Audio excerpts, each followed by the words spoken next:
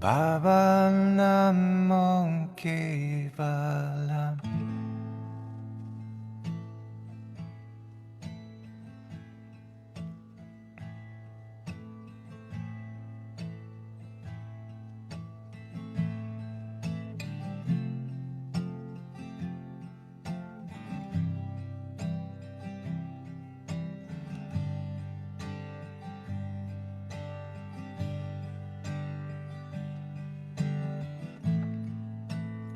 Baba Namo Kevalam.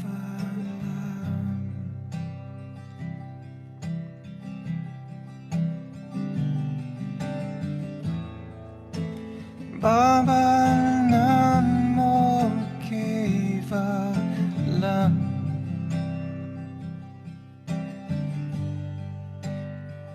Baba Namo Kevalam. Baba Namo Kevalam.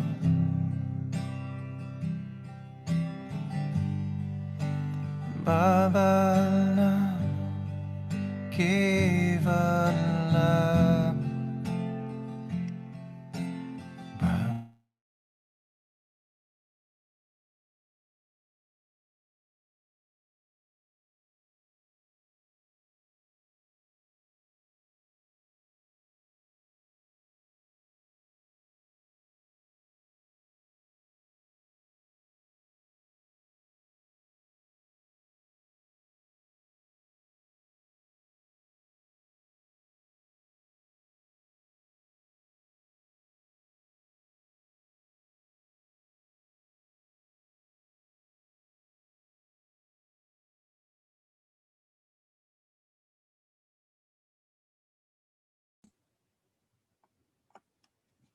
You're muted, Dee Dee. Kevalam. Baba Namo Kevalam.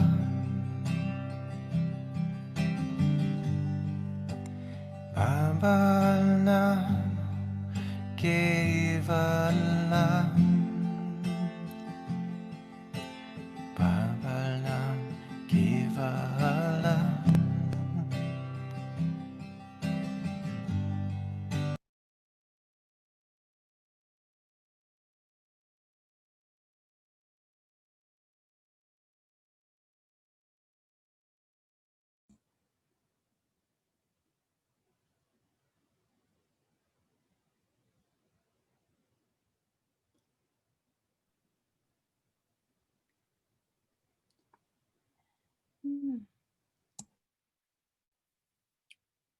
I'd like to take a couple minutes to do some meditation, maybe about 10 minutes together.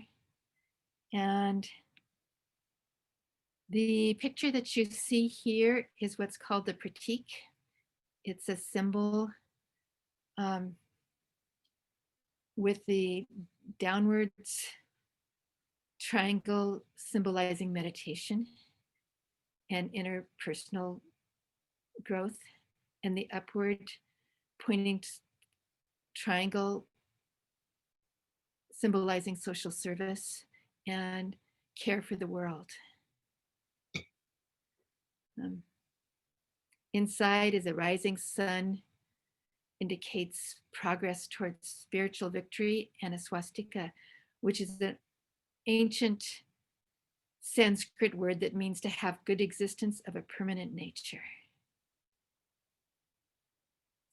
So let's take a few minutes to do some meditation, and then we'll talk about our program together today.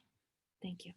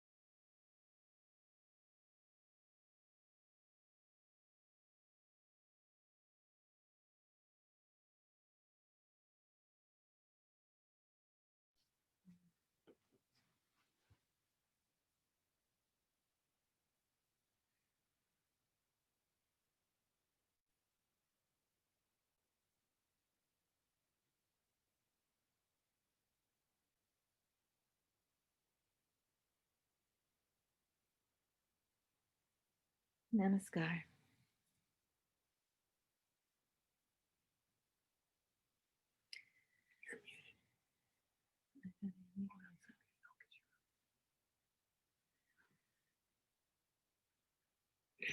Today, we are going to do a program together, starting out with a traditional Ananda Marga Shraddha for in memory of somebody who has left. And then after that, we would like to open up and we would like to hear from each of you some of the stories and experiences and memories and thoughts that you've had about Citsvarupa, about Chuck. An Ananda Marga Shraddha is particular sort of ceremony, a set of things to go through together. It is meant for us as the people who are here left after Citsvarupa left. And because Citsvarupa is also already taken care of, he's gone to where he needs to go. But those of us that are left are sometimes sad and confused and feel at a loss. And this ceremony is to help us to point ourselves towards our future again. I'd like to ask you to do a few things to prepare. One is to get a small glass of water, such as this here, and set it beside you, nearby. And I'd also like to ask everybody to mute themselves and to remain muted except for times when we invite you to share.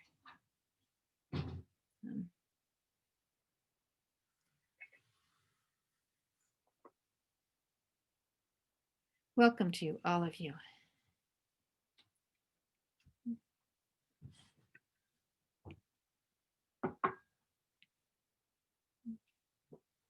We're going to start out with a shloka. And a shloka is it's sort of like a poem, a set of verses in Sanskrit. The meaning of this mantra that we're going to start with is, may the wind bring blessings with it. May the ocean yield felicity. May our herbs be blissful. May the day and night be sweet. May the dust particles be blissful. May the world's spiritual realm of the divinities and the venerable ancestors prove sweet. May our plants be charming. May the sun shower felicity. May our domestic cattle be blessed. The one is sweet. The one is sweet. The one is sweet.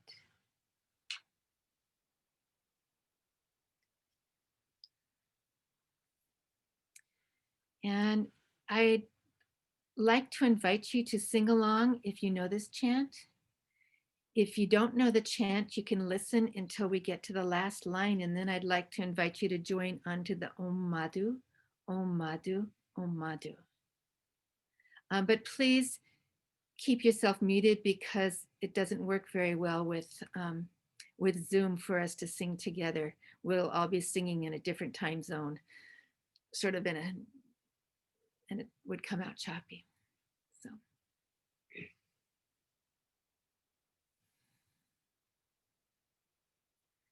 Om Madhu Vataya Taya Te Madhu Karantu Sindhwa Madvirna Santoshadi Madhu Naktat Mutasaso Madhumat Parti Wang Raja Madhu Darastuna Pita Madhu Haman No Mavanas Patir Madhu Hamanastu Surya Madhvir Galva Bhavantuna Om Madhu Om Madhu Om Madhu. And now I would like to invite you to repeat after me some, not exactly oaths, but some truths, some ideas together. And I'll break it up into parts. And if you'll stay on mute, then Ashrita will echo me so that you can hear the second repetition of it and join her. O Supreme Father. O Supreme Father. We don't have Ashrita here.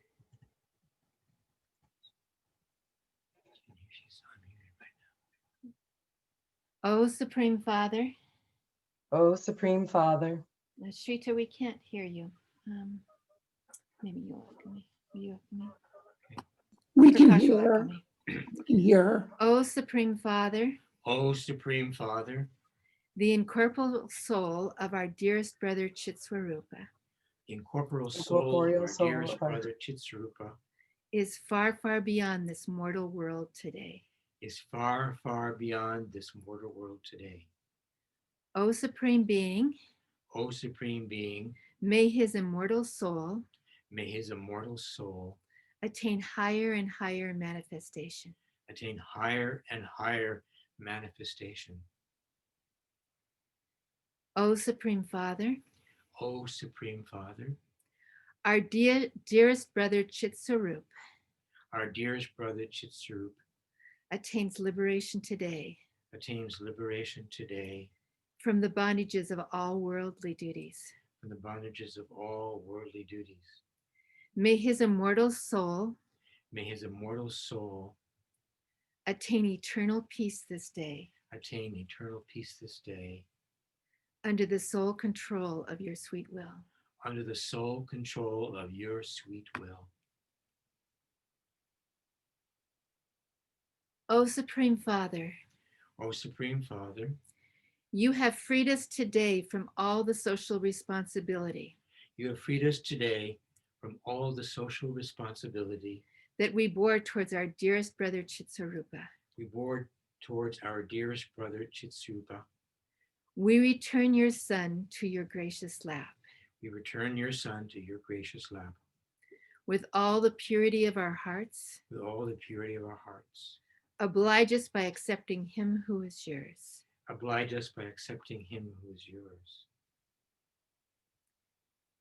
O Supreme Father, O Supreme Father, may those of your children may those of your children who are separated from your loving lap who are separated from your loving lap and subjected to the triple afflictions of a mundane life and subjected to the triple afflictions of mundane life be not deprived of your loving shelter be not deprived of your loving shelter at the end of their earthly journey. at the end of their earthly journey.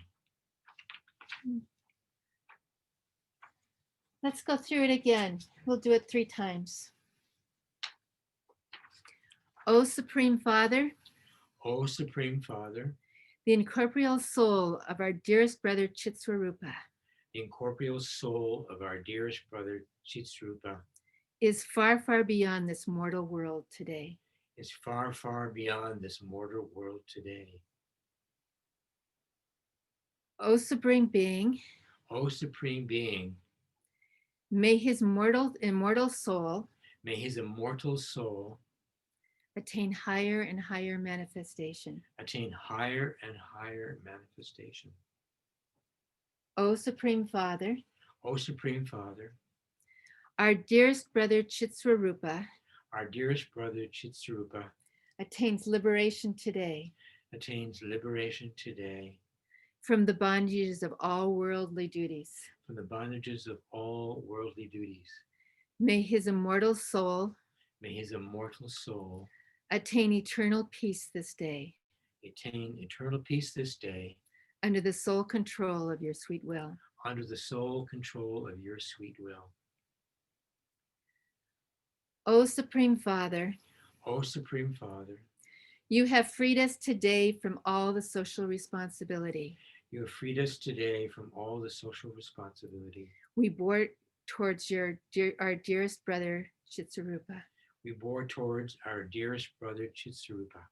We return your son to your gracious lap We return your son to your gracious lap with all the purity of our hearts. with all the purity of our hearts. Oblige us by accepting him who is yours. Oblige us by accepting him who is yours. O Supreme Father, O Supreme Father, may those of your children may those of your children who are separated from your loving lap who are separated from your loving lap and subjected to the triple afflictions of mundane life and subjected to the triple afflictions of mundane life not be deprived be not deprived of your loving shelter of your loving shelter at the end of their earthly sojourn. at the end of their earthly sojourn. And one last time.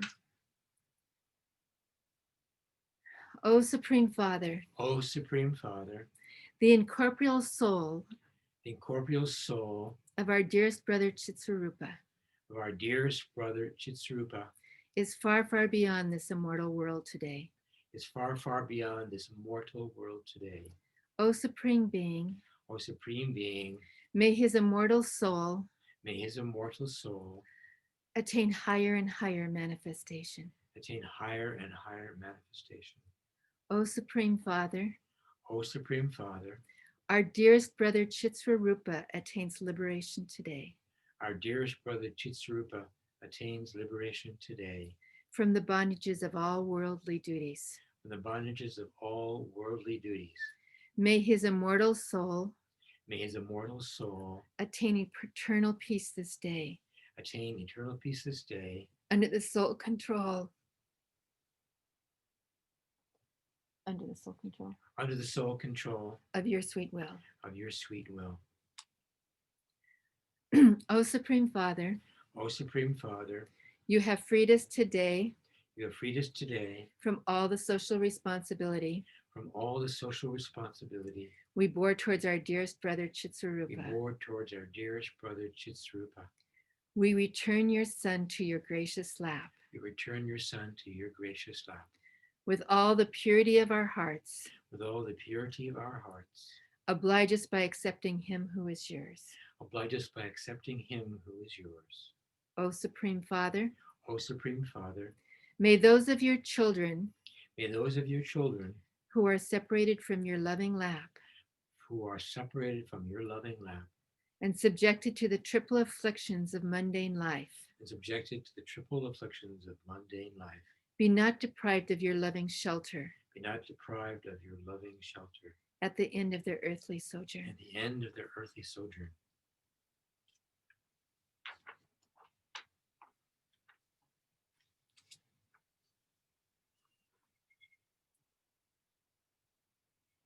And you can join me in singing this, but keep yourself muted. Om Madhu Vataya Taya Te Madhu Karantu Sindhava Madhvirna Santoshati Madhu Naktat Matusya Soso Madhu Mat Partiwang Raja Madhu Darastona Pita Madhu Amano Vaspatir Madhu Mananastu Surya Madhvira Gavo Bhavantuna Om Madhu Om Madhu Om Madhu. Now, we asked you to have a glass of water with you. You know, water is really the representation of life. And when we welcome a baby into the world and name them in our baby naming ceremony, we each put water into a large tub and we put the baby in the tub and we wash them in that water. And that's, to me, signifies life, the giving of the life force to this child and the support to this child. And at the end of life, we take back that water and leave that life on the planet Earth for everyone else. And that water signifies that. So we'd like to invite you to drink a few sips of life-giving water as part of this ceremony.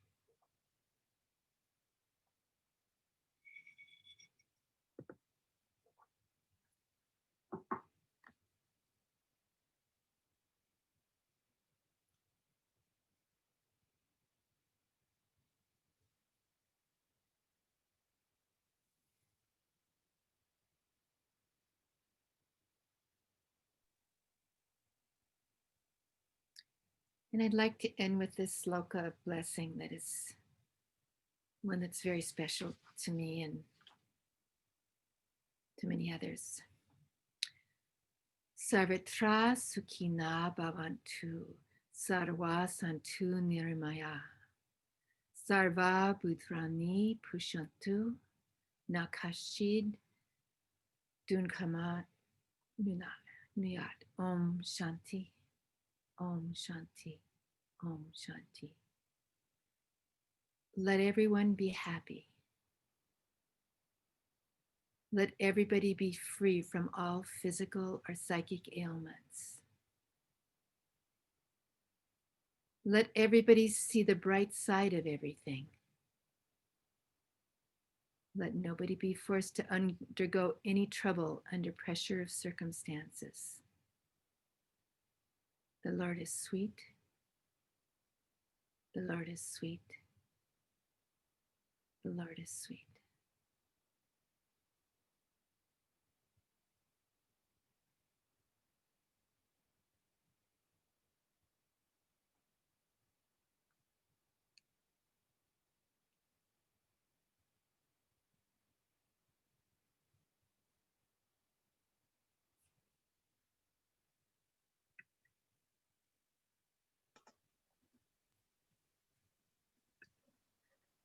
Namaskar.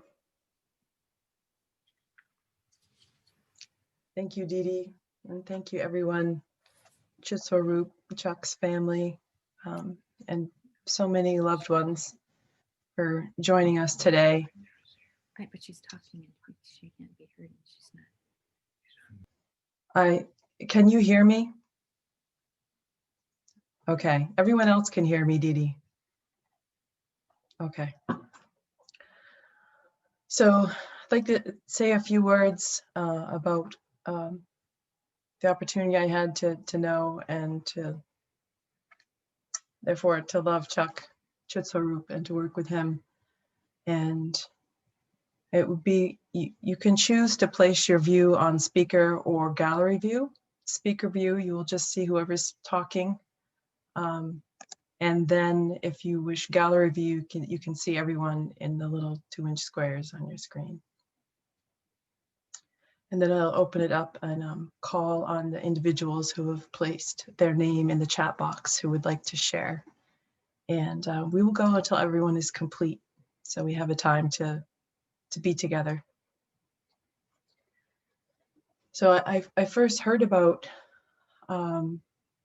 Citsvarupa in the Prout planning seminar, and he was this name that was spoken of with so much respect. And this was after he had disappeared from a working group, and we found out that he had had a stroke.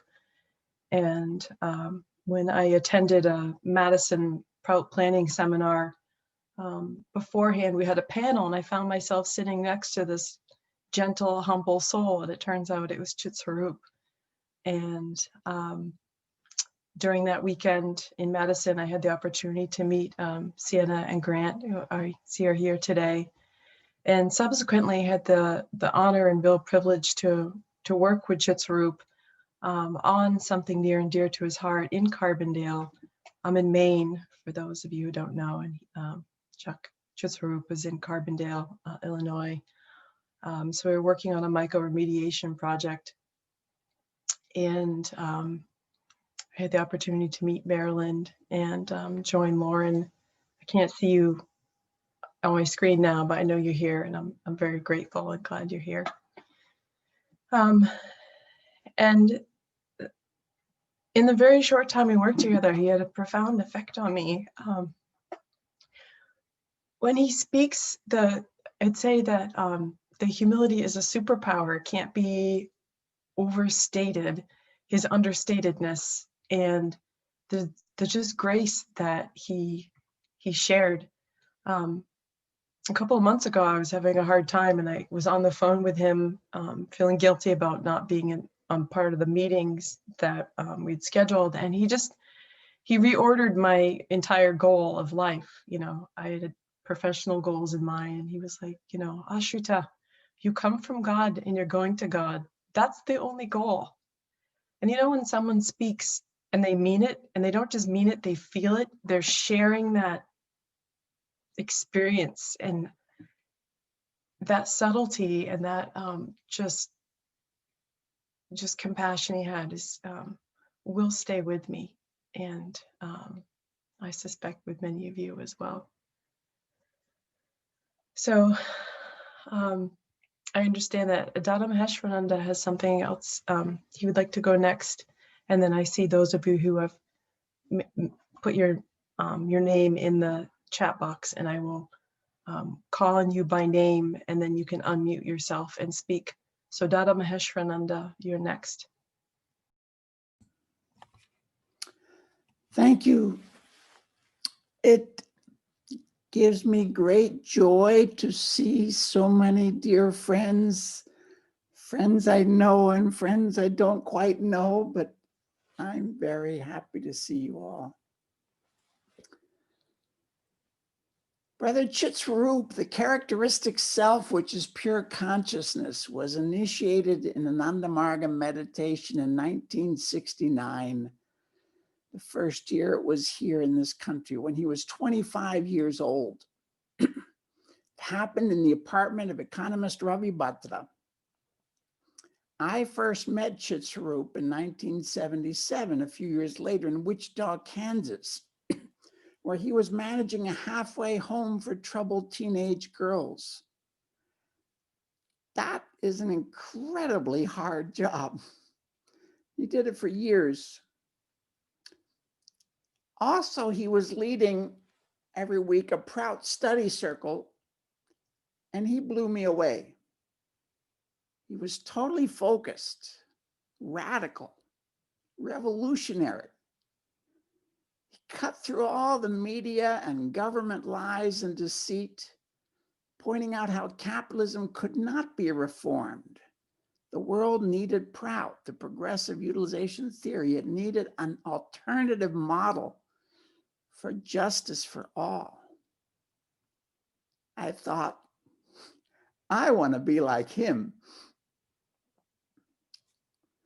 I went to India after that, became a Dada, and then I was working in Brazil in 1992 when he came there for the Earth Summit, along with Ravi, Dharani, Sheikh Din, and others, some of you on the call. It was an unforgettable, inspiring experience because we were interacting with thousands of others who came to Rio de Janeiro from around the world, all with the dream to save our planet. I visited Citsvarupa a few more times in New York City and then later when he moved back to Carbondale. He had a wicked sense of humor, and he just worked tirelessly. You know, from the 60s, he's working as a social worker in the welfare office with real poverty and these homes. And in his last years, he wrote 8 books. 6 are published already, 2 more are soon to be published. He's organizing with Carbondale Spring. He's incredible. He went to India and got personal contact with Sri Anandamurti, who we call Baba. Like many of us, he said he felt overwhelmed with Baba's unconditional love. When he was leaving the room, Baba called out to him, "My son, will you do great things for humanity?" Citsvarupa said, "I'll try, Baba." "No, my son," Baba replied. "You will do great things for humanity. You will do very great things." I think Baba's words were prophetic. Citsvarupa did very great things for humanity. I miss you very much, brother. Namaskar.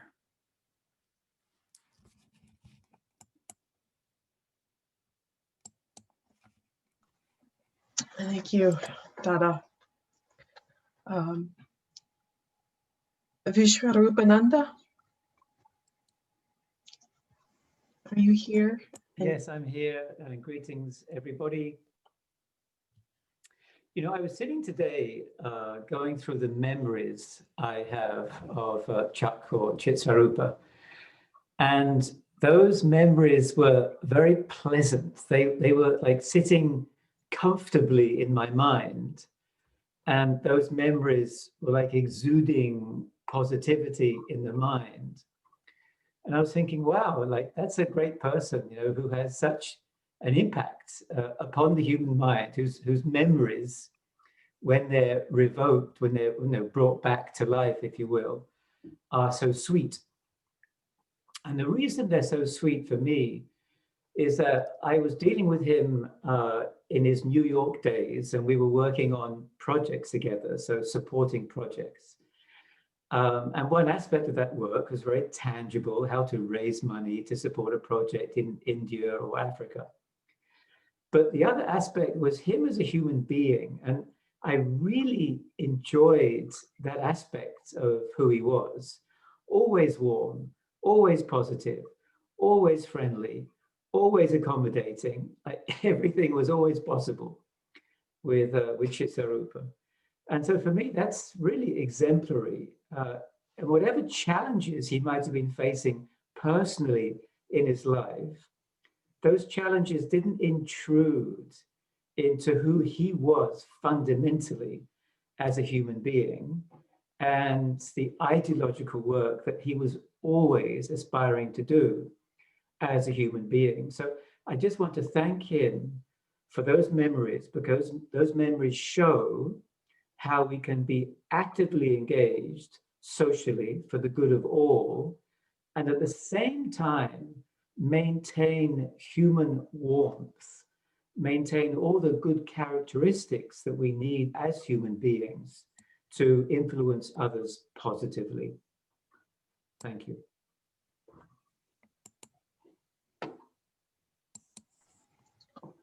Thank you, Dada.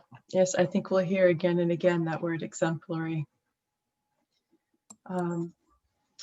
There, and to kind of personify or exemplify that warmth, some of his students, Girindra and Sienna created, and Jacob created a song that perhaps many of you have heard, but we'd like to share that with you now.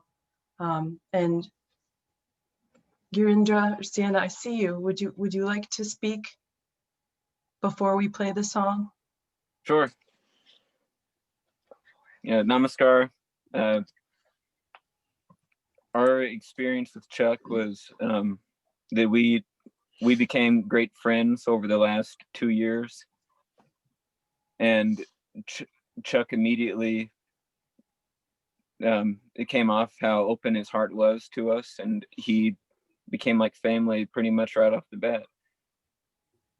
We would find ourselves like going over to his house and just having cookies and listening to his stories, sharing with him, you know, whatever troubles we have, you know, going on in our lives. And he would just very patiently listen and always give the most thoughtful insight. I think he was a great model of devotion and perseverance, and his focus on what was most important was always foremost in our conversations. Kept our focus on God. Yeah, this little song we wrote for him was, we really just wanted to put a smile on his face with it. You just show him how much he meant to us, and how much his mentorship really impacted us. So early on in the quarantine, we just took out a couple days and wrote this song. So hopefully it puts a smile on your guys' face as well. Yeah, I want to soundboard what Grant and Sienna shared. Thank you guys. I miss you. And just wanted to share that Chuck Chuck did help us ground what we were doing in our projects in school directly into the local community, which was our ultimate goal. And it was kind of surprising how much of a shift my life took personally, and like our project work took, and you know, combining the efforts of the school with Carbondale Spring was really exciting, and Chuck was a catalyst. So yeah, it was very fun making this song. I hope you guys like it.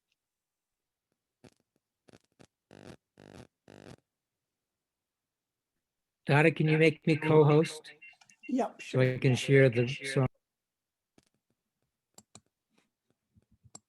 Done.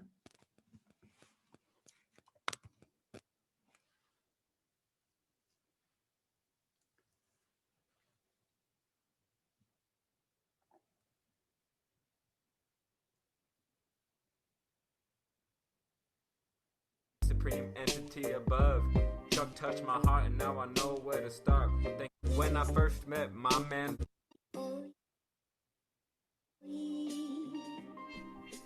Recording now. What up, Chuck? This is for my man Chuck. Love you, Chuck. Thank you for being you. Keep on rocking.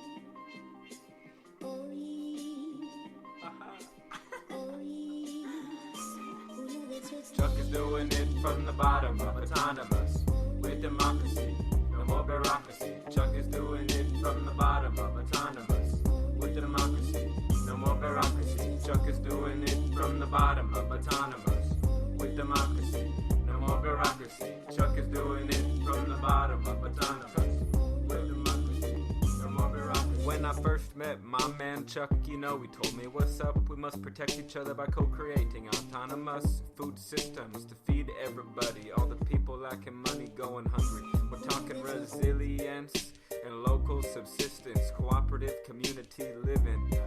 Chuck, he did it. He helped us learn and now we live it. Without this man, we couldn't cook our own food up in the kitchen. And thank you for your vision, generating love. We share the same mission.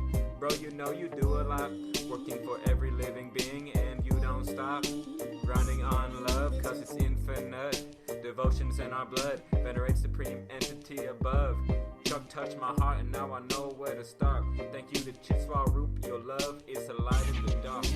Chuck is doing it from the bottom of autonomous with democracy, no more bureaucracy. Chuck is doing it from the bottom of autonomous with democracy, no more bureaucracy. Chuck is doing it from the bottom of autonomous with democracy, no more bureaucracy. Chuck is doing it from the bottom of autonomous with democracy, no more bureaucracy. I want to thank Chuck for doing what he loves. He's providing translation to a deeper language. Grown food from the forest, call it restoration. He knows that we are a part of the whole ecosystem. Now I find myself working in a garden. Chuck's a catalyst, yeah, he is sparking. Chuck worked hard, applied for a grant. Now I shovel soil and I grow the plants. Because of Chuck I figured out what I love. It's helping my community build resilience. In my own home and my neighborhood, we can meet our basic needs, sheltered by the woods. Serving values and needs, Ananda Margi. A universal man, Chuck Paprocki. Full of kindness, warm and toasty. We wrote this rhyme as your trophy. Hey, Chuck is doing it from the bottom up, autonomous with democracy, no more bureaucracy. Chuck is doing it from the bottom up, autonomous with democracy, no more bureaucracy. Chuck is doing it from the bottom up, autonomous with democracy, no more bureaucracy. Chuck is doing it from the bottom up, autonomous with democracy, no more bureaucracy. Chuck, yeah, Chuck, get it, Chuck, go Chuck, we love Chuck, go Chuck, go Chuck, get it, Chuck,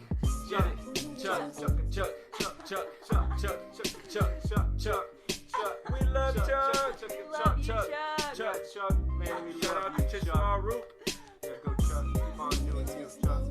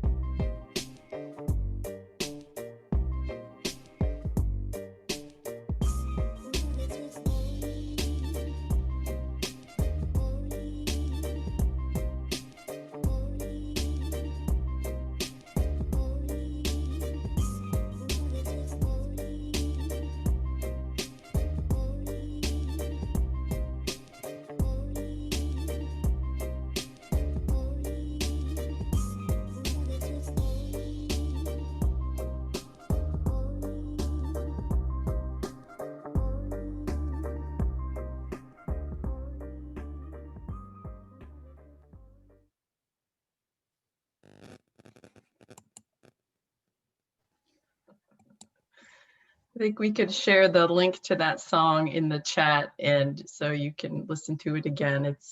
It's worth hearing multiple times. Thank you, Grant, Sienna, and Jacob. And next we have Ambika, sister. Would you like to speak?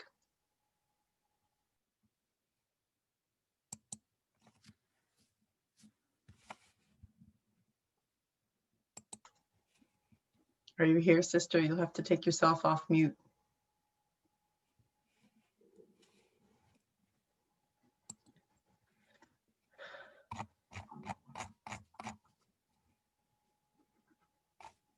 Ambika. Can you hear me now? Yes, you're good. I would like you to tell me that you could still hear me, because I want to read something very quickly, and I'm I'm accessing it in my what you call this, in my phone. Can you still hear me? We can hear you clearly. Okay. Bear with me, please.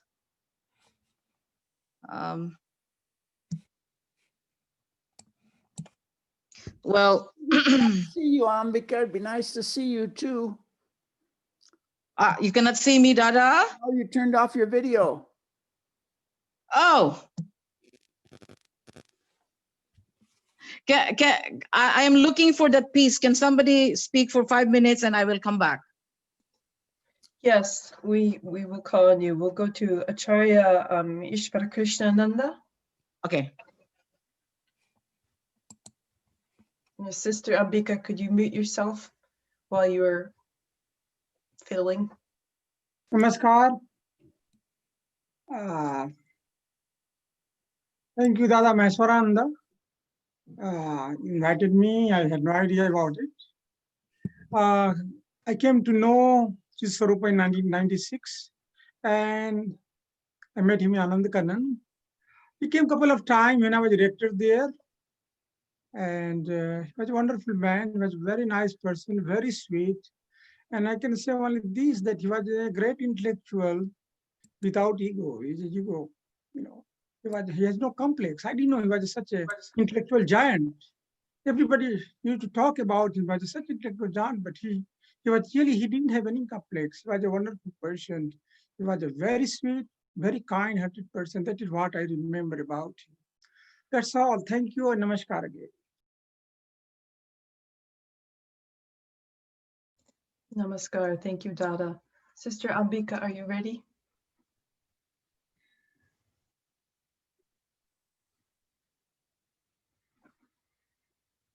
You can shake your head yes or no. I'm here. Can you see me now? Okay, I cannot find it, but this is my conversation with you, Brother Citsvarupa. It hurts me a lot that I couldn't get a chance to speak with you before you left this world.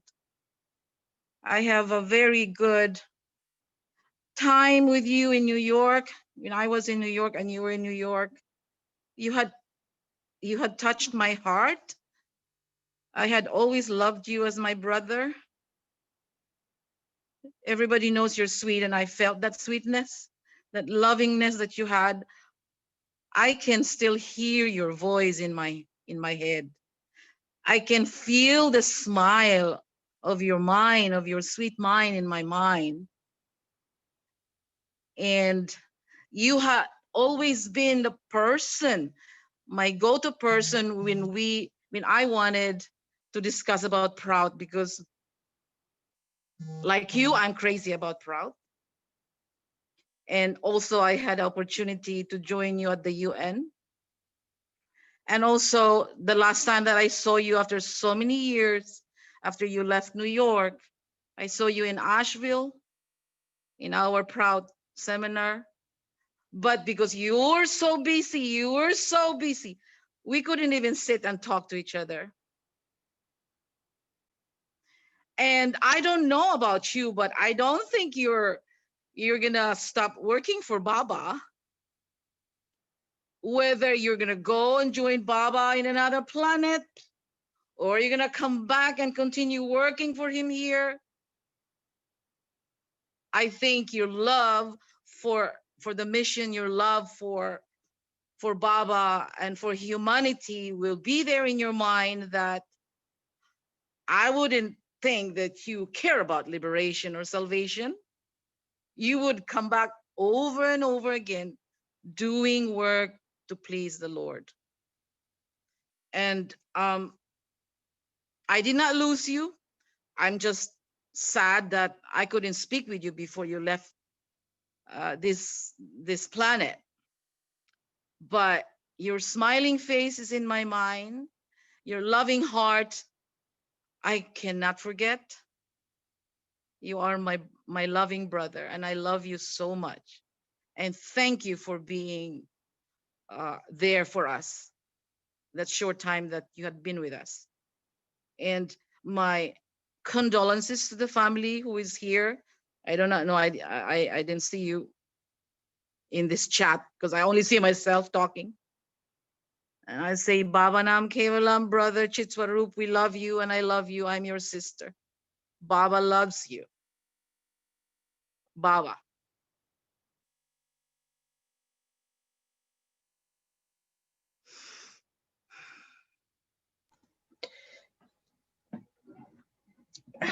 Thank you, sister.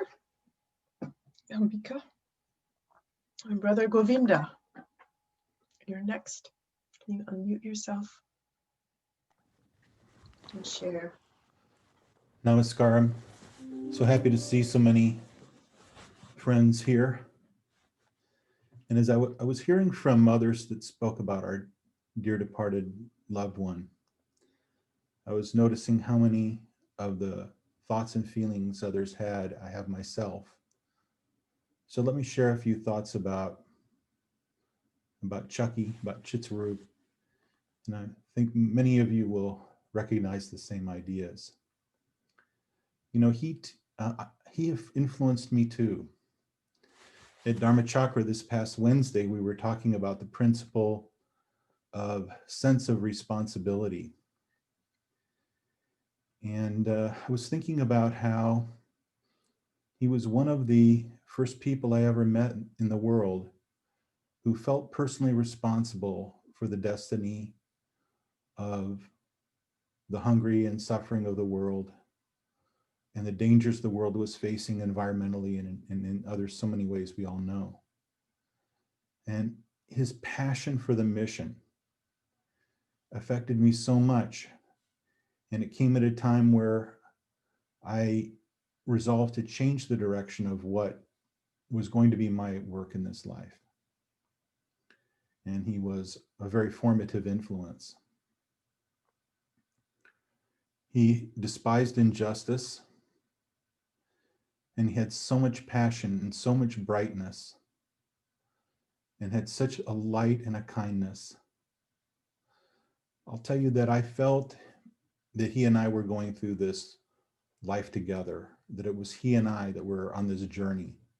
And whenever we saw each other, I felt we were picking up as comrades, like some team that was on a mission together, and all the romance that implies. And I still feel that way about him. And although he's disappeared, I feel that where his soul has gone, I will go. And I look forward to my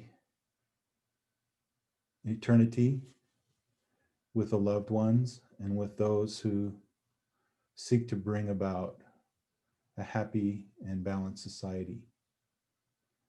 So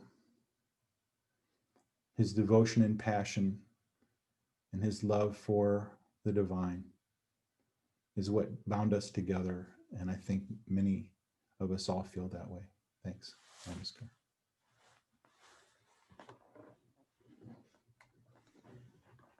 Namaskar. Thank you, brother Govinda. Sister Mirabai, are you still here? Would you like to speak? It's nice to see you. I first met Citsvarupa in 1972 at an Ananda Marga National Retreat. At that time, I was a new Margi, and he had been in the organization a bit longer. He, at that retreat, talked a little bit about his analysis of the United States government and actually the underlying powers, entities that controlled it that were unseen, the Trilateral Commission and other groups. And his writings about this is what led me to want to become a Proudist, his astute analysis, political analyses. I lost touch with him. I saw him at our Proud seminars that we've had in the last 5 years. And I was so happy to see him again. During one of these seminars, he told me about these books that he was writing, The Untold Story of Western Civilization, and asked me to help copy edit them. I wasn't able to do much work, but I did some work on the first one. And I was so happy that he was talking about prehistory and the matriarchy and bringing women more into history, which I appreciated very much. All my interactions with him were very positive. He was so kind and compassionate and respectful. He's very a model of a Proudist and someone who has his whole heart in Proud and wanting to change the world for the better. I miss him very much.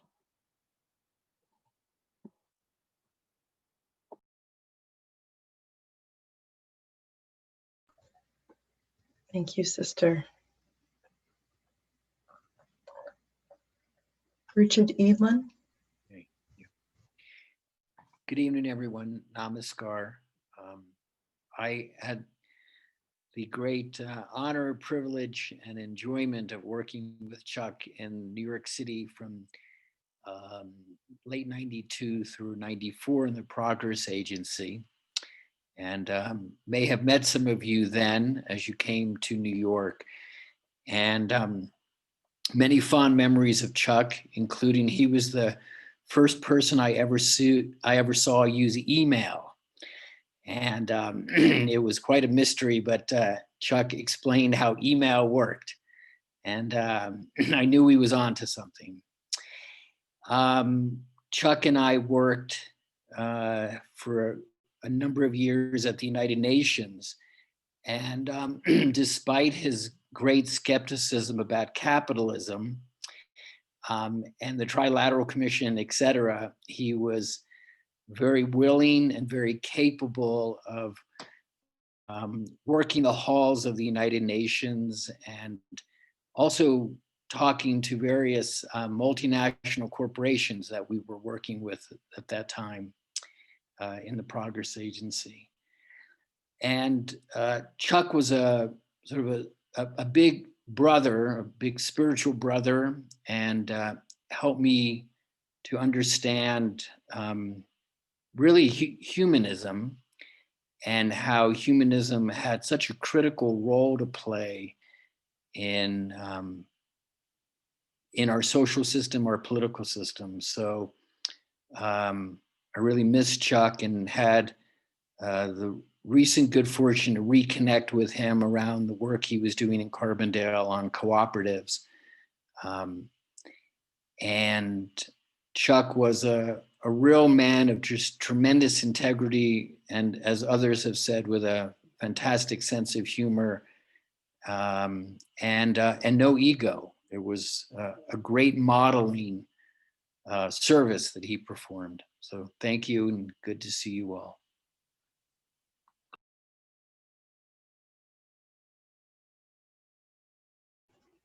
Thank you, Brother Richard. Ananta, can you come in and, okay.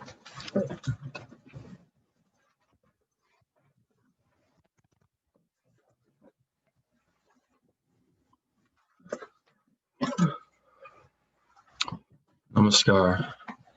I first came across Chuck Paprocki, who many of us know as Citsvarupa, maybe 10 years ago. I had heard of a man in the Midwest, I live in Maine, who was doing some really special, wonderful local work and around things that are really close to my heart as an organizer around economic democracy. Chuck was involved with a campaign around food, farms, and jobs, which was looking at what would happen if the Illinois food supply was primarily, rather than being exported, was actually being purchased within the state, within various institutions in the state. And they came very far along in a project to move in that capacity. And I was interested to get some inside scoops. And I finally got a hold of him, and he was not easy to get a hold of. It was almost like he was a hermit from many of the folks that I now do a lot of trout work with. He had kind of gone in some different directions, and I learned. He told me some stories of the initial success, but the eventual failure of the effort. And I was so inspired by what he had done that it inspired my own journey as an organizer here in Maine. One of the things that we don't realize is just how much he has done. For instance, I think that for a while, many people were encouraged by Occupy Wall Street, and post-Occupy Wall Street, the growth of the Democratic Socialists of America and their desires for a Green New Deal and reforming the economy around sustainability. Chuck wrote a manifesto for a national group who was envisioning the kind of principles that this national, Democratic Socialists of America, what it would look like. And I got myself a copy of it. It was something like 20 pages. And it was some of the most revolutionary, heartwarming, thrilling things I've read that no one hears about. So Chuck was a man of mystery, and he inspired so many of us. And that's about what I wanted to say. He inspired me.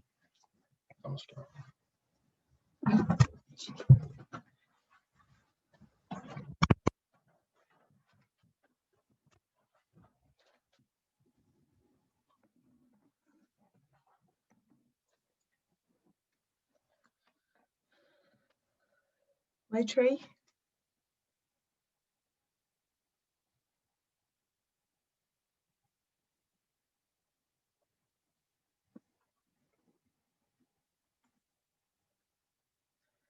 Sister Maitri?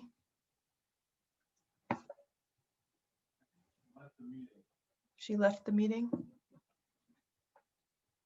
Okay. He's no longer here.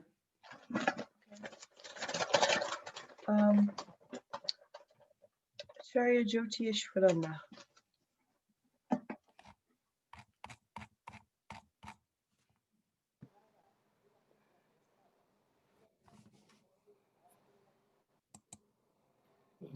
Is it Jyotirishananda? Namaskar. So, I was lucky enough to be in Carbondale, and I was in charge of the Carbondale Jagriti. So, naturally, I had some opportunity to be with him. And then I found, because I was in proud in many occasions in India in my posting. So I never saw some true proudist. And then I found the work he's doing, really he was a true proudist. And not only that, also I found he was very much practical to implement Baba's idea, Baba's theory. So far I was knew that Prout is theory and Prout is theory, but he was a practical Prout. So that's what when I see the Carbondale Spring food autonomy movement and the workers he created like a or and Jaideep, Girinder and Siana, they're really very dedicated and they were very much a practical Proutist, and they're working so day and night and thinking and planning, and so I found he had some special quality to teach people, to inspire people, and to motivate people towards practical Proutistic work. And also I read one of his book. He wrote 5 volumes of books on about Western civilization, Untold History of Western Civilization.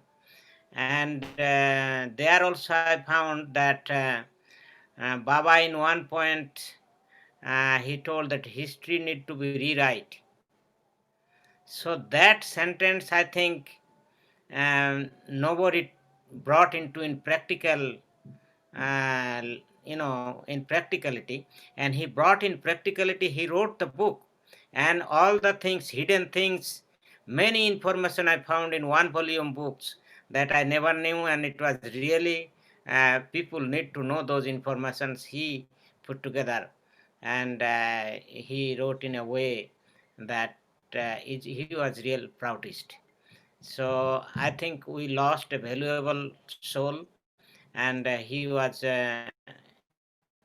of course he will be always and start work he started, he will continue, his soul will never give up, but he was a Proutist, and that's what I understood, and practical Proutist.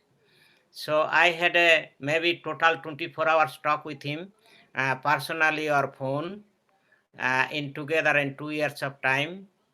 And sometime he used to take me to the garden where he was used to demonstration field he was making with all other volunteers.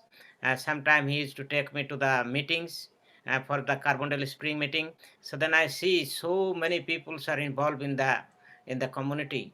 So he know how to be with the people and how to bring Proutistic theory without making people classed out, and giving people too much on spiritual or any other things. Just the essence of Prout he used to give to the people. So that's what his specialty, and he was real leader.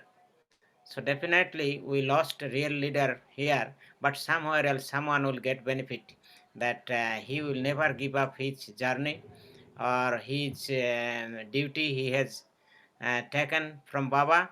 He will continue it no matter what body he will take, but he will continue, and Baba will send him again to do his finish his work. That's I feel.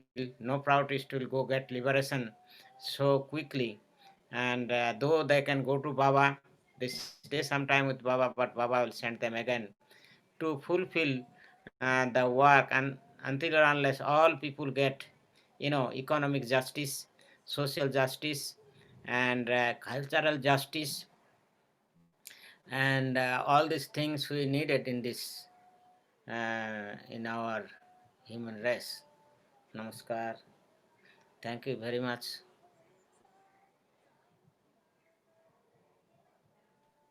Namaskar. Thank you, Dada. Brother Ram, Ray Lindsay.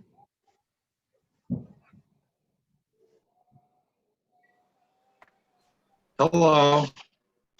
Yes, namaskar. Yeah, I've known Chuck since 1967.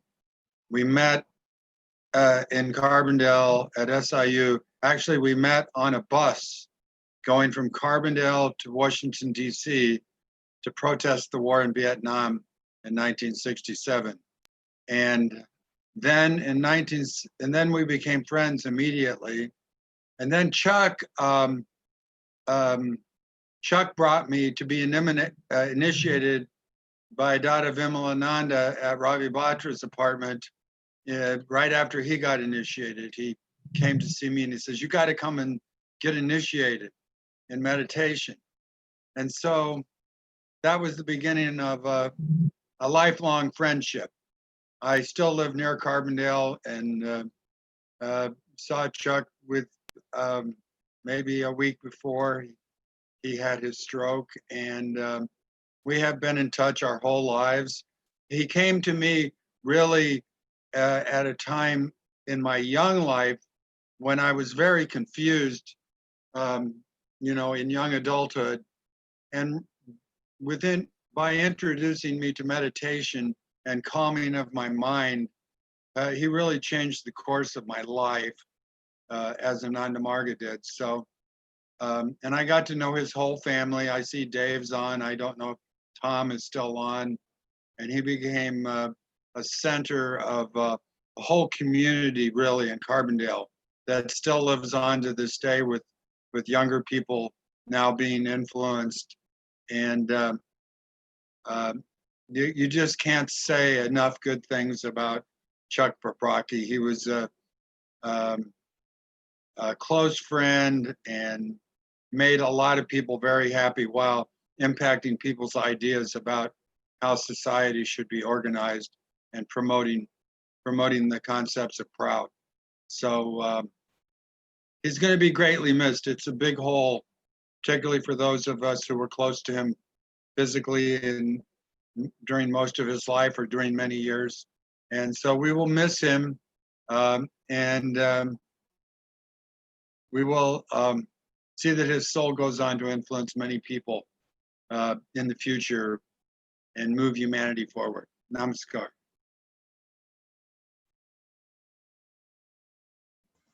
Namaskar. Thank you, brother. Prakash, you ready?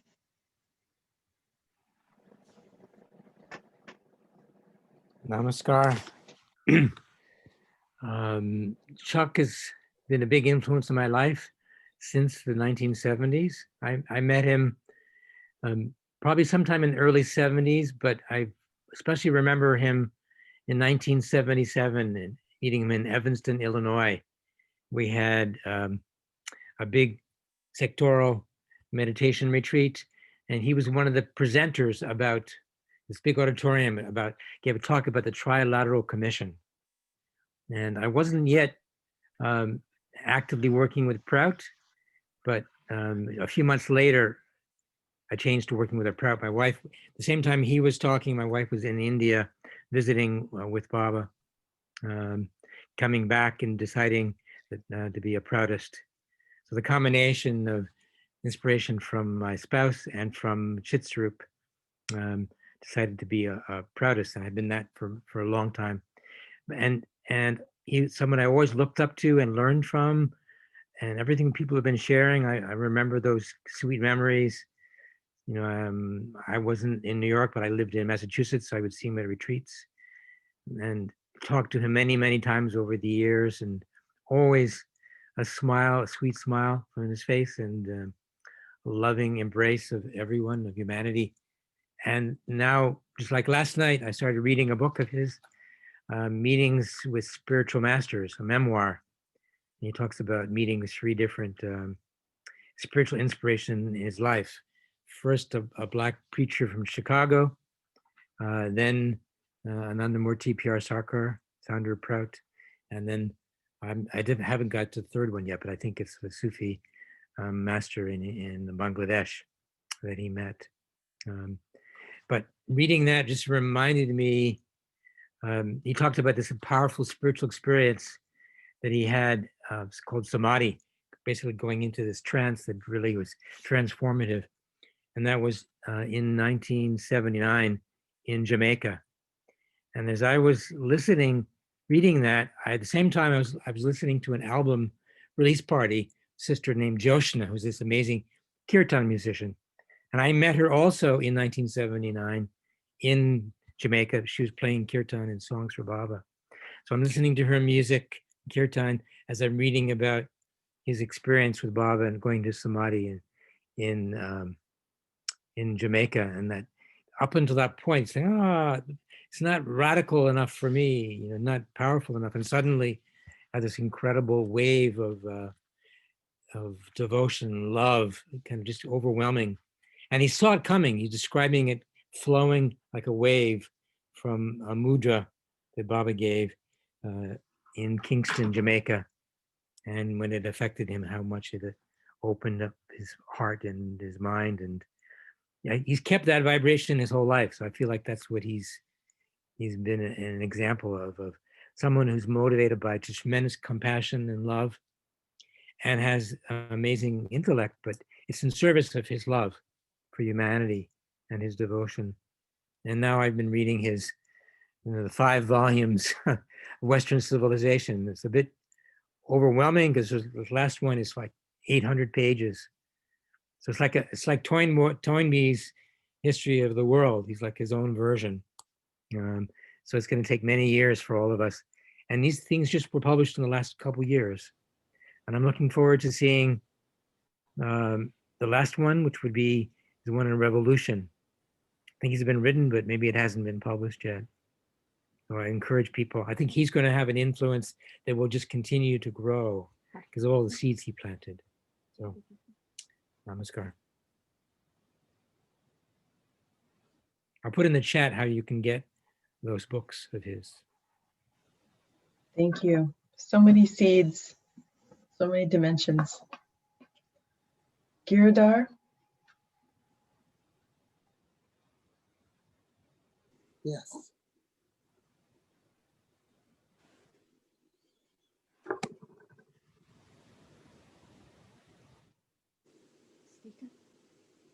Namaskar, everyone. Well, Chuck was one of my more favorite people over the years. I think we must have met up in Carbondale around 69. And in the late 60s, early 70s, I was staying at the Jagrati in Carbondale. And Chuck came and went through there. And I also seemed to always be around when he was giving a lecture or a program on how to make the world work for 100% of humanity. One of my favorite phrases, so memorize it. 100% of humanity. Not quite what we're doing now. Okay, the other points are I remember Chuck coming up into, I must have seen him somewhere in the 70s.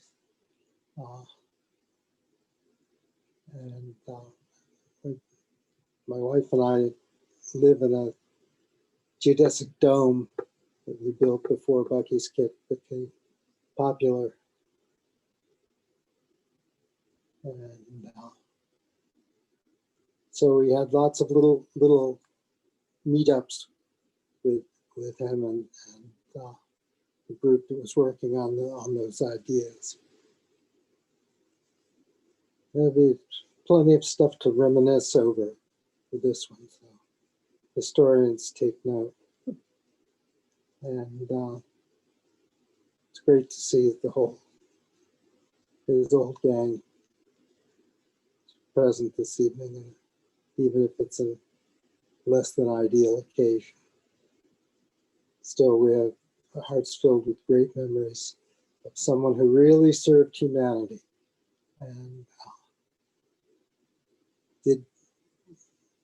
did the practical stuff that made believers out of seers and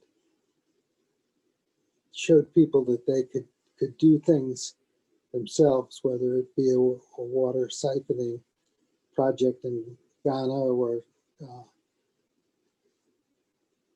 numerous other types of infrastructure projects. Anyway, bye, Chuck.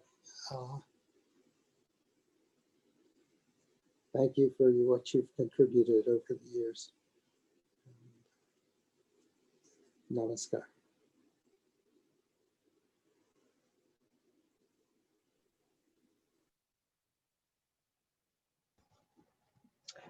Thank you, Girizar. It is nice to see so many of us, so many faces. Brother Mahadeva. Namaskar. Like Sister Mirabai, I also met Citsvarupa in 1972 in Hutchinson, Kansas at a wonderful retreat that we had there. I think we were there for 2 weeks and tremendous heat and so much happiness and joy. And when I met him, I recognized him as one of the smartest people in Ananda Marga. And that's a pretty high bar. There's a lot of smart people, many of whom are on this call, but his intellect really shone through that he could take Baba's ideology and translate it into realms that not many of us are able to do.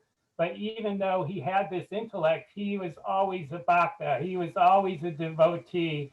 And that was the focus of his life, not his intellect, his passion, his love, his devotion. And that was what I'll always remember as such an inspiration. He's one of those people that when you meet, you feel such a deep connection. And then through the years, as your life sort of go in different directions, you don't get to see that person or hang out with them as much as you used to rekindle that connection. And, I just very happy for the life that he led and for the inspiration he provided to all of us, and happy to be here with all of you.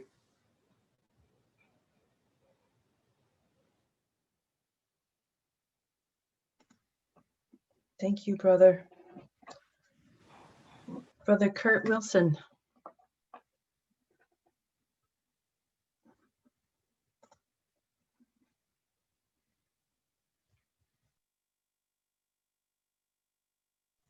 Oh, you're on mute, brother.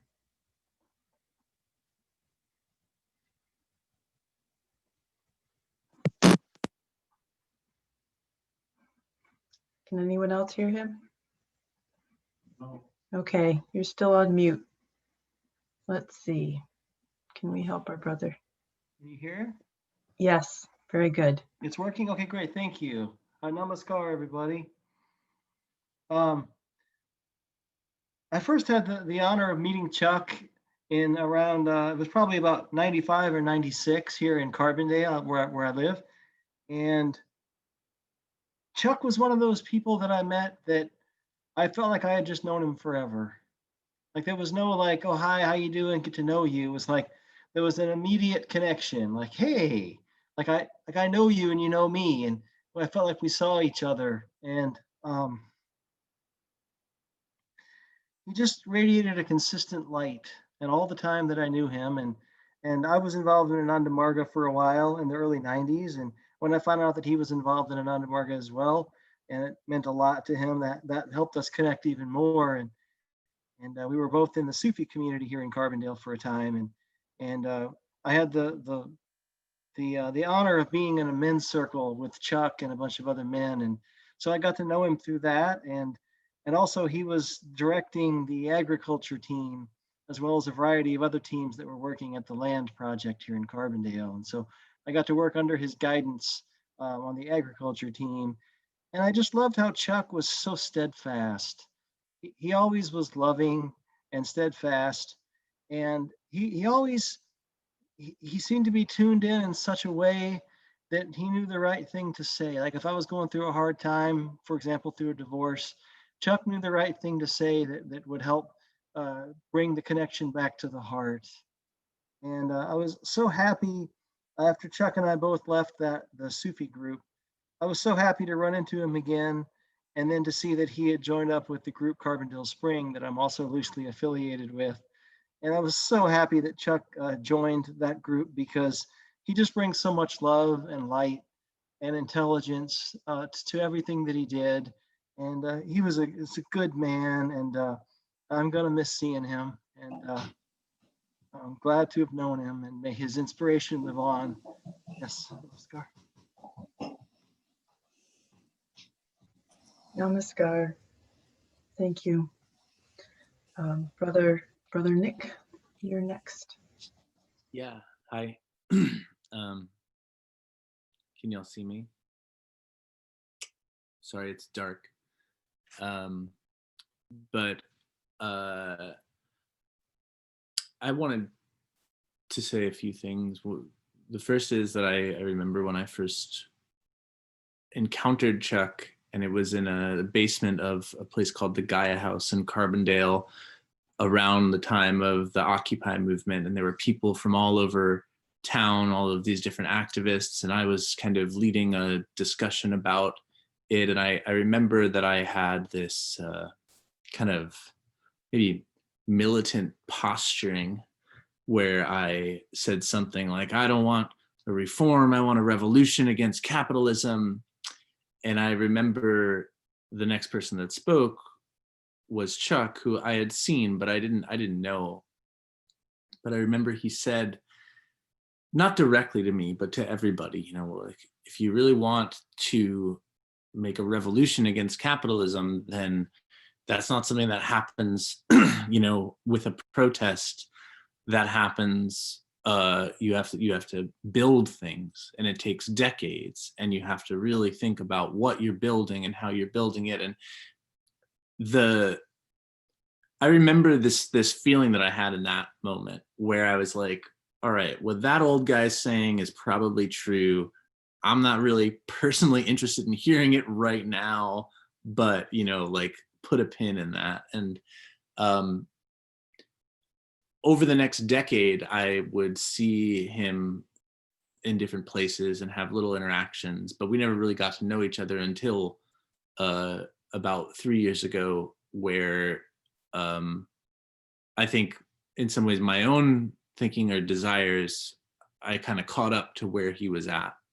And we started working together with other people that are here too on the Solidarity Economy Working Group, which was part of the DSA. And then that eventually kind of laid the foundations for this thing called the Carbondale Spring, which I am just so grateful for the last few years of this this man's life to have been spent working with us on. I've been the last week reading both his work and his memoirs, and getting a sense for who he was underneath the politics, because I think I had always known that he had deep spiritual convictions and commitments, but he did not wear those things on his sleeve to the extent that it you know, I think if he would have brought that stuff up, we would have argued about it. And so we focused on our extensive common convictions, and he was just this incredibly steady and consistent force behind all of this work. And I know that having seen a number of different activist projects kind of fizzle out or collapse, and this one, you know, also went through all the various things that would normally fizzle out or collapse something, but his commitment to keeping it going, even when, you know, the younger people were maybe distracted or something, was a big part of building something that I think is actually here to stay. So I'm grateful for his time and his effort on it all. And thank you all for everything.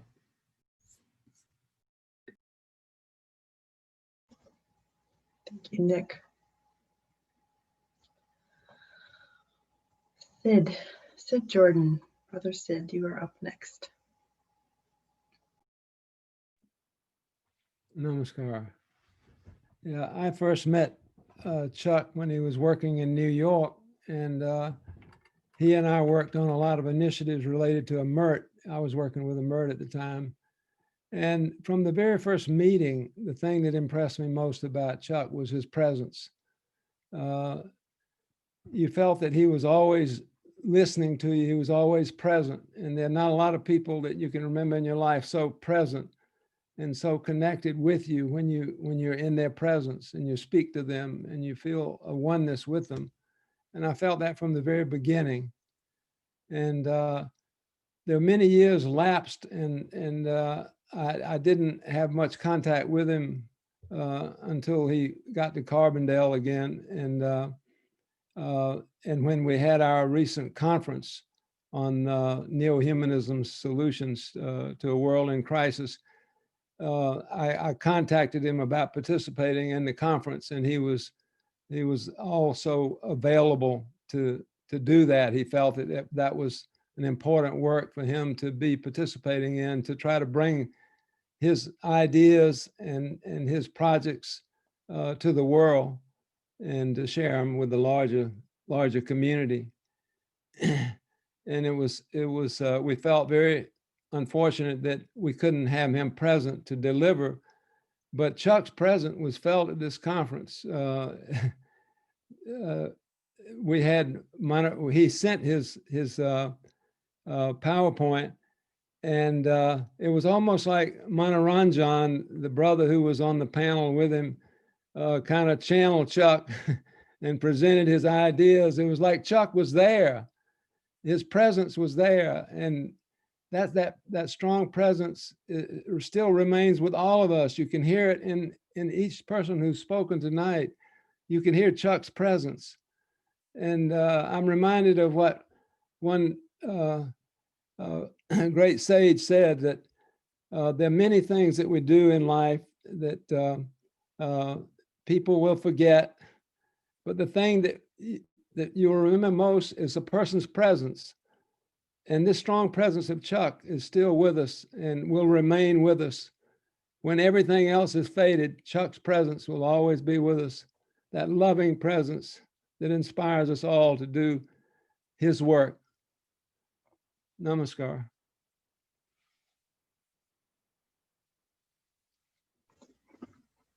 Thank you, Sid. So next up we have Bo Henson. Hello, everyone. My name is Bo. I'm an organizer with Carbondale Spring. I met Chuck 3 years ago. It was a moment in which I was going through like a very great transformation in my life. I had realized that I was on a daily basis doing a lot of harm to other people and to our earth. And the moment I met Chuck was in this DSA meeting, and I was having so much problems like understanding how to tell people about economic democracy. And in this meeting, this man said everything I ever wanted to say so articulately in a way that I wish I could have done, but just didn't have the skills or the knowledge to do so at the time. And at that moment, we became friends, and we started working together, and ultimately produced this thing called Carbondale Spring with so many other people. And that is just something we have to do, that together we got to feed ourselves and house ourselves and clothe ourselves and educate ourselves in the way we want to be educated, and do so with health.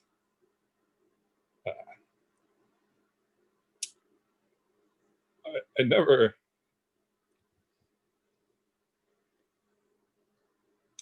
understood how like this old man could come in and just work side by side with people half his age, a third of his age. And after he's left us, I've come to realize just how great of a person he was. You would never know that he was so smart and so humble. You would just never know. And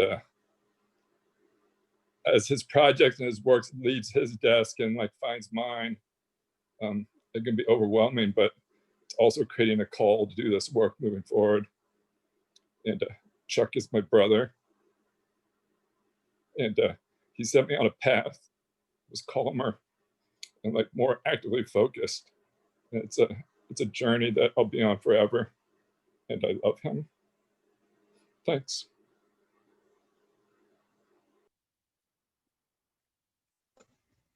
Thank you.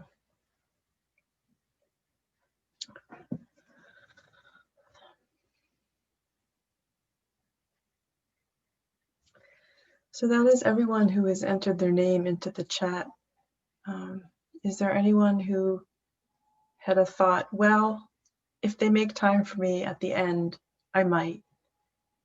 Now is that time.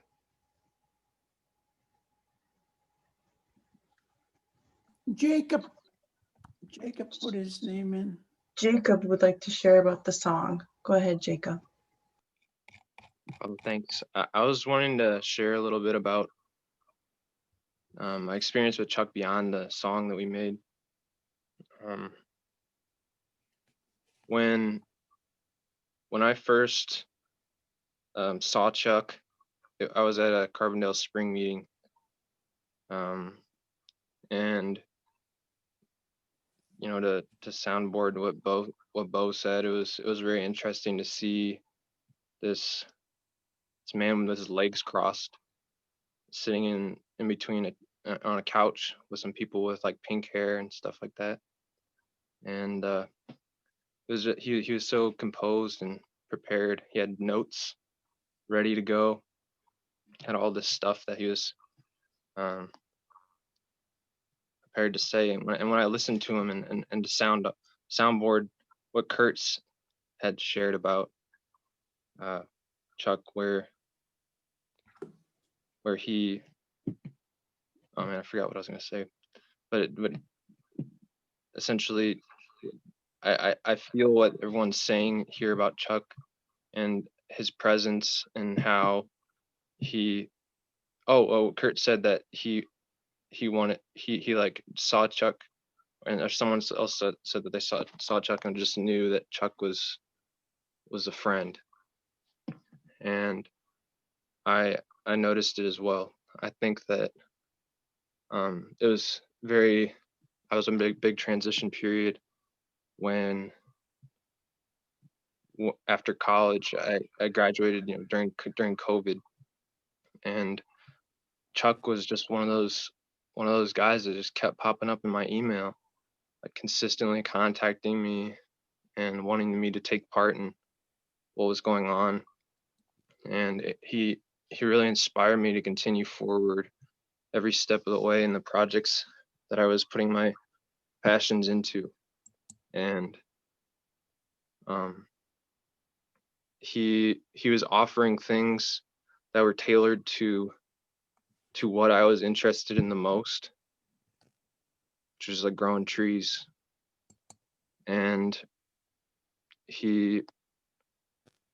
I was always, whenever I'd feel discouraged or whenever I'd feel as if I didn't have any more energy, Chuck was just like consistent, and he was offering me opportunities left and right. That I think that his ability to just like stay balanced and meditate through everything was really inspiring, and I'll admit that my mental health for a while had been deteriorating, just been taking on too much and kind of spread myself too thin with what I wanted to do to help humanity and to help serve the planet. And the last time I saw Chuck, I was feeling very uncomfortable, and he he was just very open and understood where I was at, and he fed us a lot of cookies, no doubt. I remember Grant said that earlier. He'd give us bowls of cookies, and there was always like 6 more cookies in the bowl afterwards, and I'd have a stomach ache. And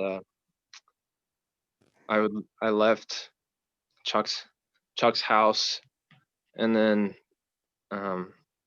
made my way back home. I decided to move back home to Peoria, my hometown. And for a while, I kept thinking, like, man, I really let Chuck down. And I messaged Chuck during Thanksgiving and just said, I'm thankful for you, Chuck. I was saying I'm thankful for you to pretty much everyone I had on my phone. And the last message that Chuck sent me, I'm just gonna look that up real quick to share with you guys.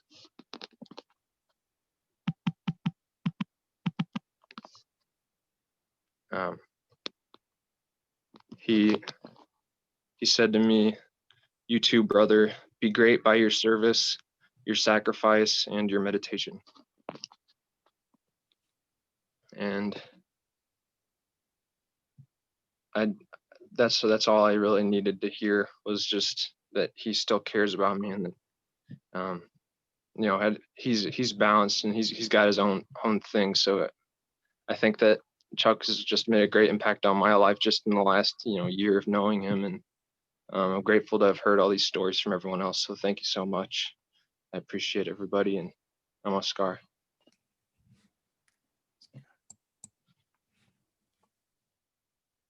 Namaskar, my little brother.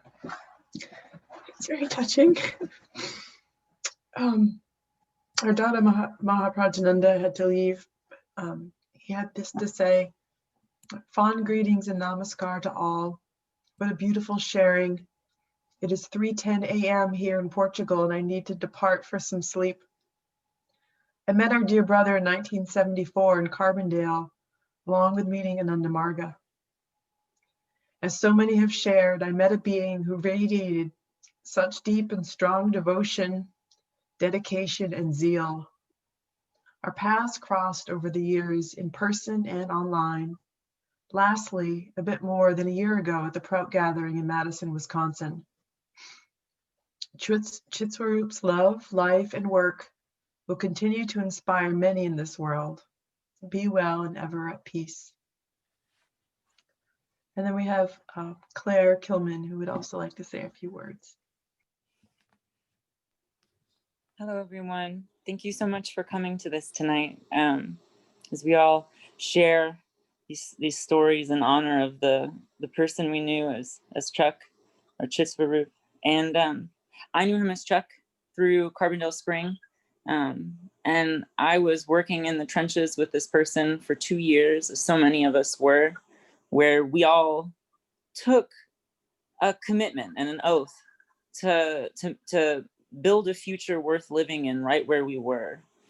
And I want to stress that, like, Chuck can't be gone in the way that he is materially, because he understood something was very true, and he didn't, as Nick said, my comrade Nick said, he didn't always wear it on his sleeve, and he didn't always put it in your face. But what Chuck knew was that there's a spiritual driver that material reality then comes from. It's not the other way around, that material constructs aren't the originator here, that there's a deep internal understanding that then has this massive impact on your material reality.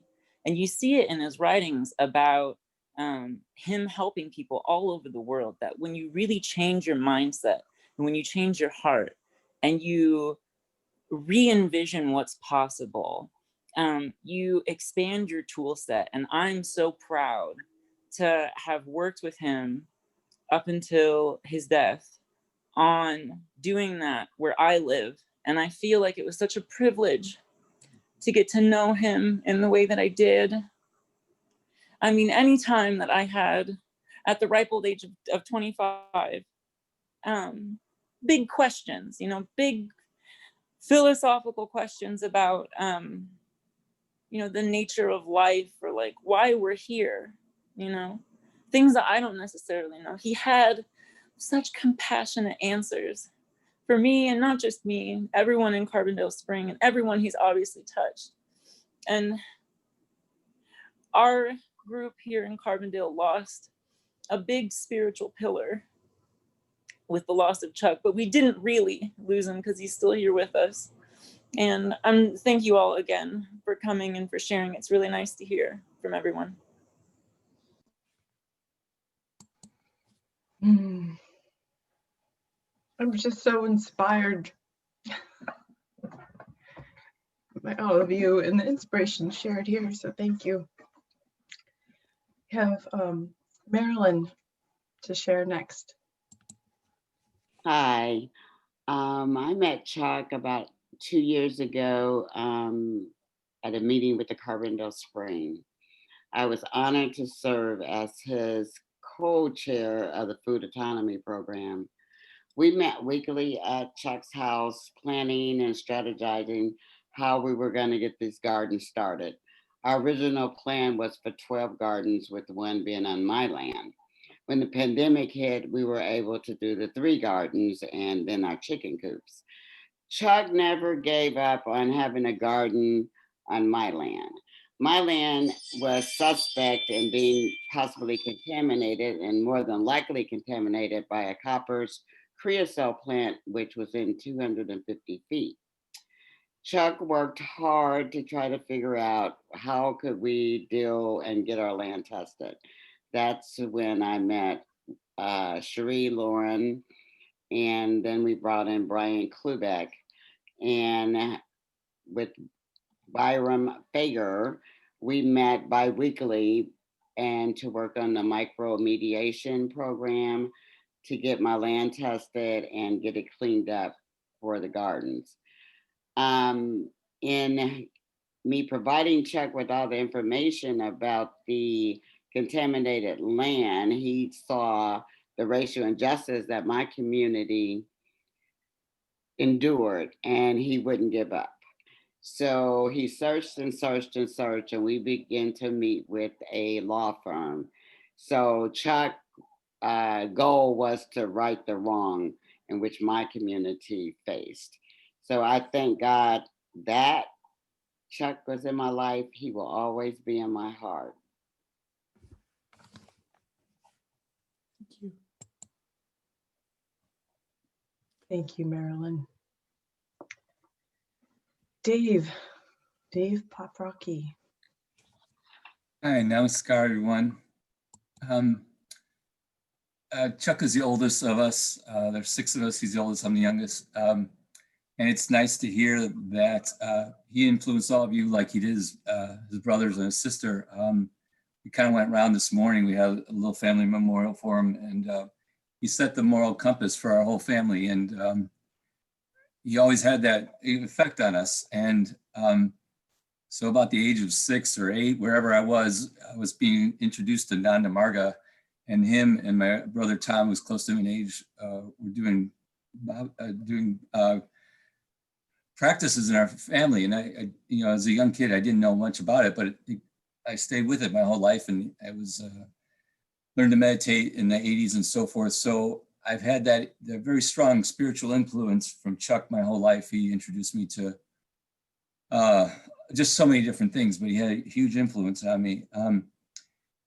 And I went into international development. That was kind of it's been my main career, working in developing countries overseas. And in that process, I've learned a lot about Nanda Marga, and I've visited many of the Dadas and the Didis in the world through Nanda Marga, and stayed at their places over the years and always been treated so well. And just having that strong base of people when I've traveled and been like the only person in a country, I would go to Nanda Marga people and they would take care of me, and I would just feel like in good company. So thank you for everybody, all your good work that you're doing, the Dadas and the Didis and all the people in Carbondale, for all the good work that you're doing. And I guess that's how you know Chuck, you're of like minds. So I appreciate all, I mean, it's a great group of people just to listen to their stories. And I recognize many of your names through stories from Chuck and so forth. So it's nice to see you all. And I just want to say thank you. It's nice to know they had a larger impact than obviously with our family, beyond my family. So thank you all and good luck. Bye. Thank you, Dave. And now we have Chris Paprocki.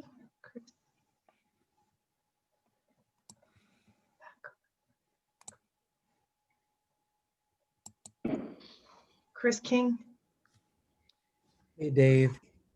Love you, Dave. Sorry I couldn't make the family Zoom today, but I was working all day and just got home. My name is Chris, and I'm Chuck's son, and wasn't really expecting to talk. There's so much I can say about my dad, but I thought it was just important that I share one thing, which was one of the last times I went to visit my dad. I was talking to him kind of about my childhood and growing up in New York, and about how he spent a lot of time trying to instill, spirituality in me, and tried to teach me how to meditate, and would take me to, I believe it was Queens, to meet with other Ananda Marga members, and I was given a spiritual name and a mantra at a young age, and I very much rebelled against all of it as a kid. But as I got older, of course, it was something that was always present in my life, and grounded me and made me a better person. I still meditate, I still use my mantra. Along all of it, my dad has always had a few very remarkable spiritual stories about Baba Anandamurti and about Baba Dayamula that I have asked him to share with me like throughout my life, and it's always inspired me and always instilled some drive in me to be a better person. And I recently, within last couple of years, had a daughter. This is Chuck's granddaughter, Frankie, and my partner, Taylor. And I wanted to sit him down sometime and have him kind of relay these stories for Frankie. My idea was maybe like to have to record it on a voice message on my phone, so that when she got older, I could share them with her, and so that would maybe inspire her in her life.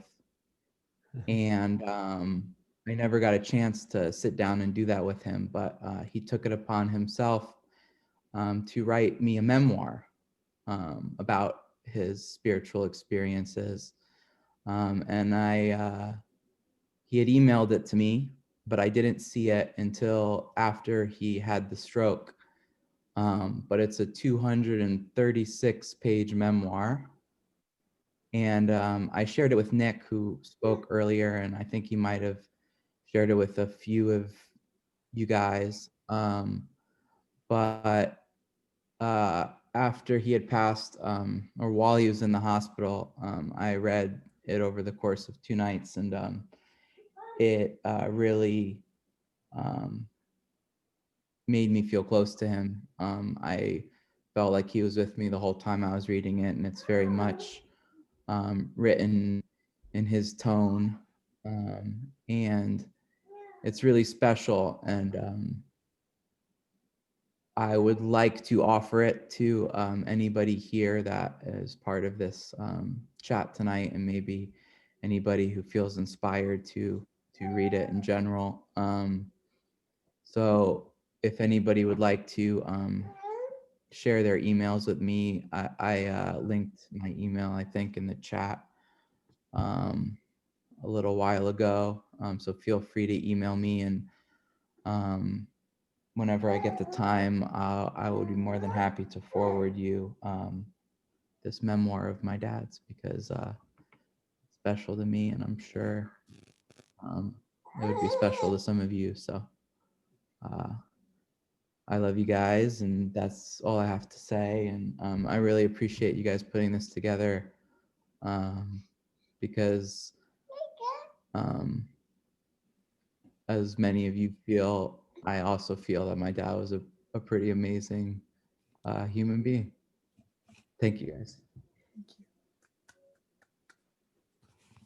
That's all I have. I don't know how to. Thank you, Chris. And thank you, little squiggly person behind you whose name I forgot. Chandra. Chandra, you're up next. Do you see me? You can Yes. see. Yes, we do. Yes. Namaskar to everyone. Chris, Tommy, Dave, Ellen, if you're there, to the family, to all my old friends I see out there, every one of you. I've been involved with Ananda and Marga since 1971, and Chuck was one of my main influences that brought me to Ananda Marga. I could share so many stories. The real short one, it's getting so late. Chuck and I, with Carrie Burke, Krishna Deva, we all went and saw Baba in Jamaica. And he went with, and I couldn't have gone without their help because I had a little 6-month-old baby, and we all stayed in a motel together. Chuck helped. There's so many things I could share about Chuck, but he just stayed with us, and now we have some young people, Grant and Sienna and Jacob, all the Carbondale Spring people. God bless us all. Namaskar, Chuck. Go on, buddy. Namaskar. Thank you. Thank you. Namaskar. Thank you. Is everyone feeling complete? Or does anyone have some words and sentiment to squeeze out that has not spoken?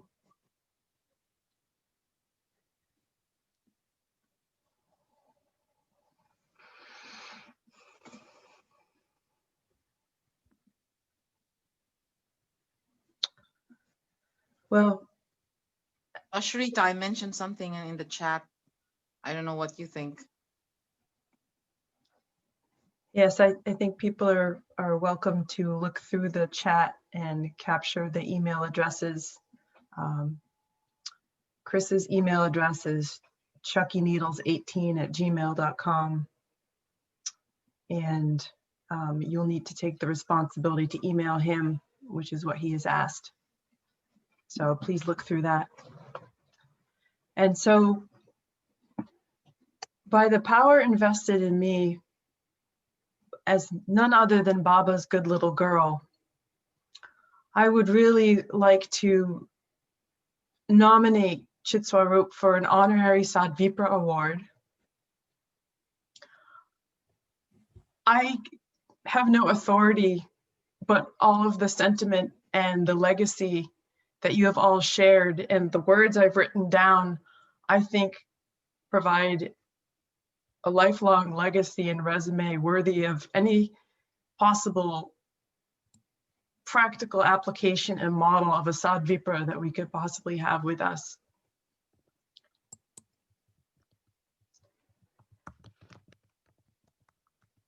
And if there are no other, I don't know what that means, but I'm gonna put my email address in the chat. And if you have ideas, I would love to hear them.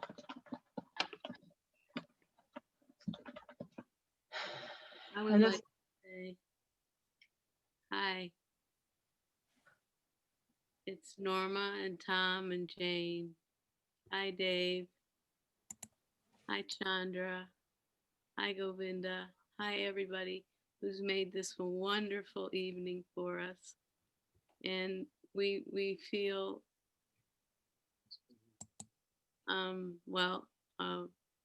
Tom is here. Come on.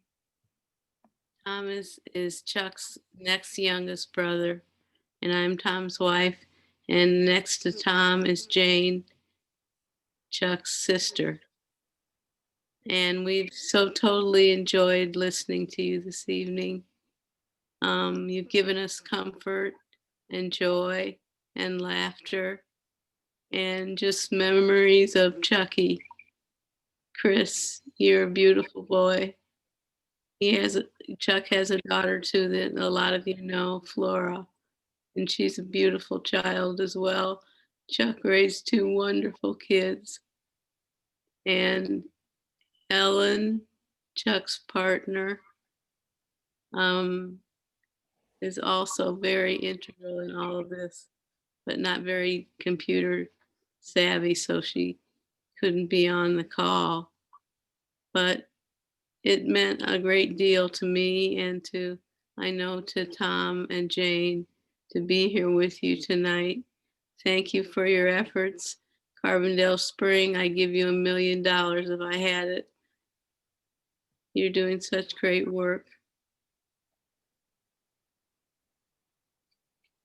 So thank you. Namaskar. Namaskar, and thank you. Thank you. Can we possibly get a copy of this to share with our other siblings? Yes, we This are will be recording it. We are recording it so we can send it to, I have Tom's email, so I can send it to you as soon as it's over. Thank you. That would be wonderful. I Yeah. know that they would love to hear all of your stories and, you know, just how much influence Chuck had, you know, in your lives. I know I was amazed. I learned so much more about him.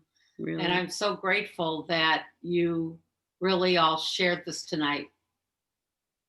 I know it was an act of love.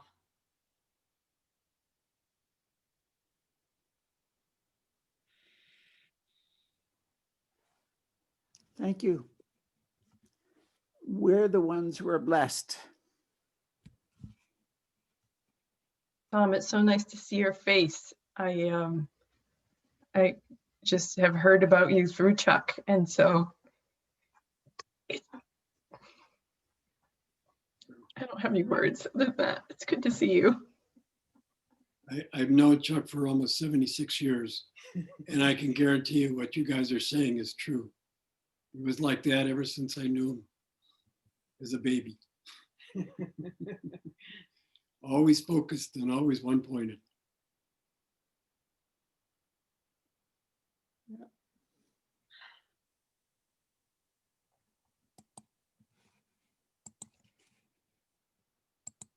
So is there anyone else who has not had the opportunity to speak who would like to share any words from song?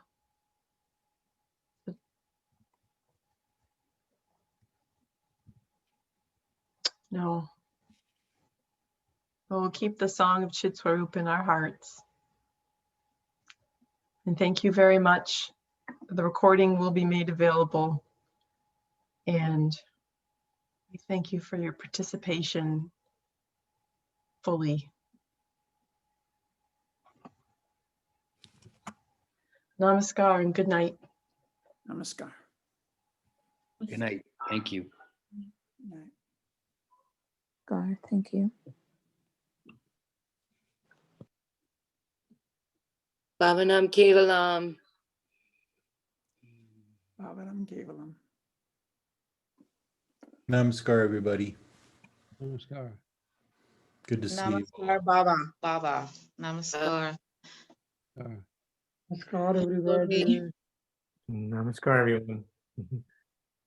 Citsvarupa.